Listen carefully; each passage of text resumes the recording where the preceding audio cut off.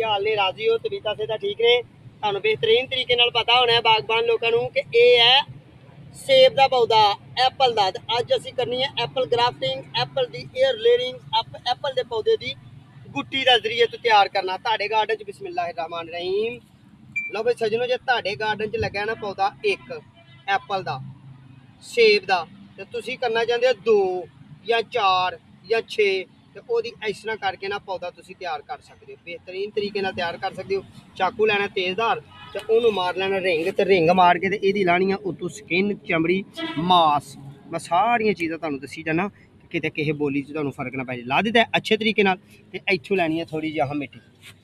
मिट्टी दे विच कोई कैमिकल नहीं पाना कुछ नहीं पाना बस थोड़ी जी चीकनी होनी चाहिए है चकनाहट वाली मिट्टी होनी चाहिए है कि ताकि इनू जरा ना नमी ना जान दे इहदी अच्छे तरीके नाल असीं इस तरह पोच के सोहने तरीके नाल इस तरह थो अच्छे तरीके नाल इनू दबा के सही तरह ताकि विच हवा ना रह जाए। ठीक है अगला अमल असीं इस तरह करना कि छापर साडे कोल होए बिल्कुल बरीक छापर होए। ठीक है जिधर पसीना आ जाए छेती मोटे छापर ही तुहानूं पता पसीना नहीं आता तो लो हाँ इनू छापर के पीस में असीं कट लिया चाकू की मदद नाल।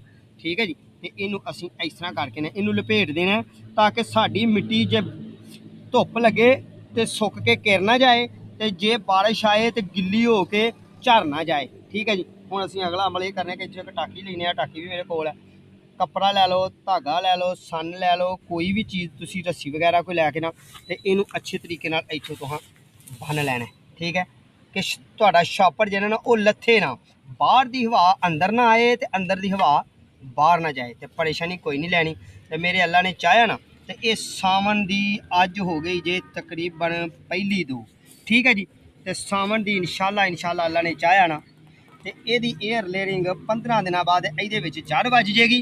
असीं इनू पौधे इथों कट्टांगे कट के किसी गमले च ला दिए किसी छापर च ला दिए जमीन च ला दिए साडा सोहना सुथरा सेब का वैल एंड वैल प्लांट तैयार होएगा। उंज ग्राफ्टिंग यदी ए होई जी ए हुई जी ग्राफ्टिंग।